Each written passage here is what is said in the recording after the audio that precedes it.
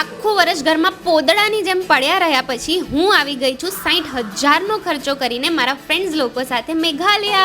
આમ તો અમને અમારા પાર્ટનર સાથે ફરવા જવું છે, બટ અમારા ગ્રુપમાં બધાયના જ નસીબ ફૂટેલા છે ભાઈ, કોઈનું સેટિંગ જ નથી થતું. આખા ટ્રીપમાં ટોટલ 2.5 લાખનો ખર્ચો થયો છે, જેમાંથી 50,000 તો અમારા એરબીએનબી માં જ ગયા છે. બટ વ્યૂઝ તો જુઓ એરબીએનબીઝ ના. Airbnb please sponsor me, cause જે ફટે તો ફટે, નવા બી ના ઘટે.